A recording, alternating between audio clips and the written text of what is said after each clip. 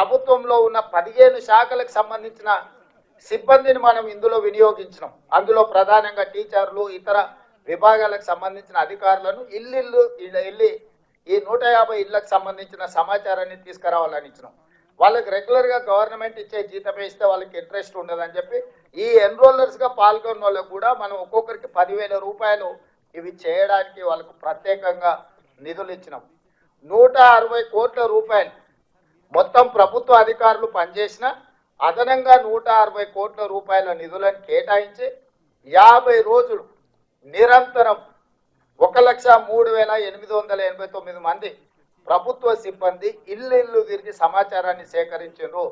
ఈ సేకరించిన సమాచారం మొదట ఇళ్లకు ఇట్లా స్టిక్కర్లు అతికించి ఇళ్ల లెక్క తీసినాం. ఆ తర్వాత మొత్తం 8 పేజీల సమాచారం ఇట్లా ప్రతి పేజీలో సమాచారాన్ని సేకరించి చివరి పేజీలో 8వ పేజీలో ఇక్కడ ఇంటి యజమాని సంతకం, ఇక్కడ ఎన్రోలర్ సంతకం, ఎన్యూమరేట్ చేసిన ఎన్రోలర్ సంతకం, ఇక్కడ సూపర్వైజర్ సంతకం. ఇందులో 8 పేజీలలో ఇచ్చిన సమాచారం ఆ ఇంటి యజమాని మొత్తం చదివి ఇన్న తర్వాత సంతకం పెట్టి ఇచ్చిన సమాచారం.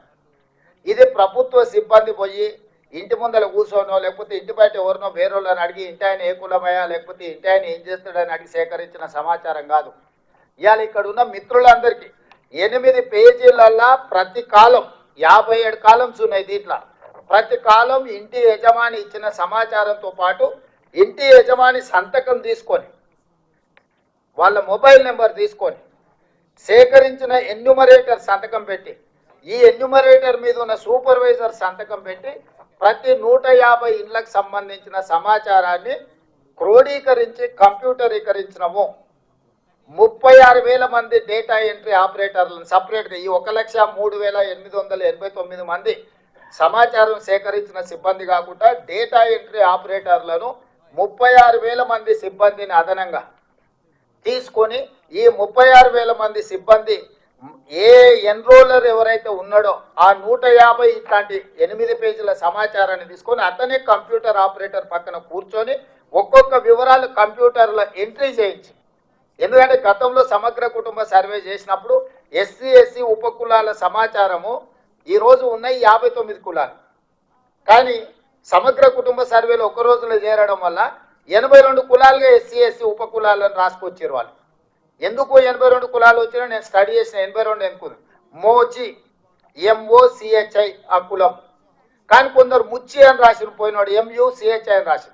ఆ కంప్యూటర్ కొట్టేటోడు మోచిని ఒక కులం కింద కొట్టిండు, ముచ్చి ఇంకొక కులం కింద కొట్టిండు. చెండాడ అని ఒక కులం ఉంది, CHA NDA DA ఉండాల్సిన దగ్గర చెండాండ అని కొట్టుకొచ్చాడు. సో అదొక కులం కింద ఇదొక కులం కింద చివరికి ఎస్సీ ఉపకులాలు 82 కులాలుగా మారినాయి. అంటే రాసుకొచ్చినోడు ఒకడు, కంప్యూటర్లో ఎంట్రీ చేసినోడు ఒకడు, ఇవి బయటికి చెప్పినోడు ఒకడు. ఎవరికి పొంతం లేకపోవడంతో సమగ్ర కుటుంబ సర్వే చంద్రశేఖరరావు ఏదైతే లెక్కలు చెప్తున్నాడో తప్పుడు లెక్కలుగా అర్థం పర్థం లేని లెక్కలుగా మారి అవి బయట పెడితే వాళ్ళ పరువు పోతుంది. ప్రభుత్వం చేసిన ఆనాటి ప్రభుత్వం చేసిన మొత్తం వ్యవహారం అంతా ప్రజలకు అర్థమవుతుందని అది ఆయన్నే సిగ్గుతోని లోపల దాచిపెట్టుకొని ఎన్నికలు వచ్చినప్పుడు ఆయనకు వాడుకున్నాడు, అందుకే బయట పెట్టలే. సో అందుకోసమని మనం ఏం చేసినామంటే ఎవరైతే ఎన్రోలర్గా ఇల్లు తిరిగి సమాచారం సేకరించాడో అతనే వచ్చి కంప్యూటర్ ఆపరేటర్ పక్కన కూర్చొని కంప్యూటర్కి ఇందులో జిల్లా పేరు, మండలం పేరు, గ్రామ పంచాయతీ పేరు, ఆవాసం పేరు, అంటే హ్యాబిటేషన్ ఎక్కడ, వార్డు నెంబర్ ఎంత, ఇంటి నెంబర్ ఎంత, ఏ కోడు, ప్రతిదీ ఎవరైతే రాసుకొచ్చిండో అతనే కంప్యూటర్లో ఎంట్రీ చేసి మళ్ళీ ఈ 150 దేనికి దానికి బండలు కట్టించినాం.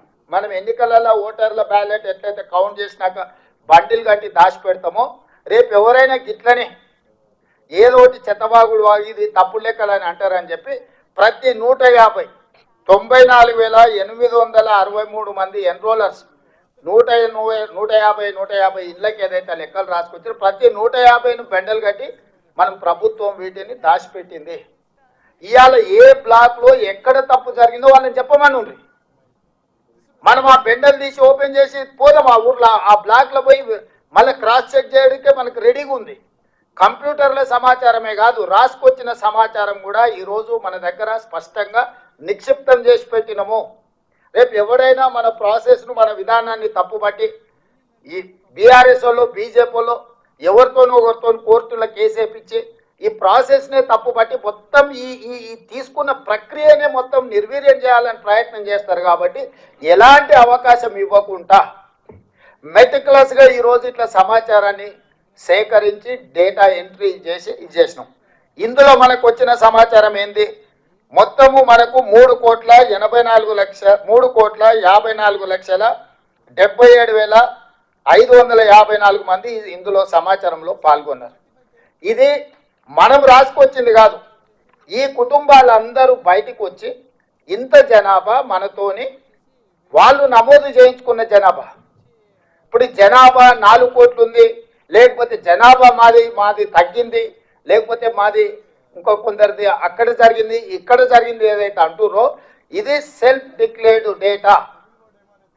ఇది ప్రభుత్వం ఇష్టంగా కూర్చొని ప్రభుత్వ కార్యాలయంలో కూర్చొని రాసింది కాదు. ఇల్లు తిరిగి ఇంటి వాళ్ళని అడిగి ఇంటి వాళ్ళు ఇచ్చిన సమాచారం మీద అప్లికేషన్ మీద వాళ్ళు సంతకం పెట్టుకొచ్చి ఇచ్చినాం. ఇప్పటి వరకు ప్రభుత్వంలో నమోదు చేయించుకున్న వాళ్ళు 3,54,77,554 మంది ఈ రోజు మన దగ్గర నమోదు చేయించుకున్నారు.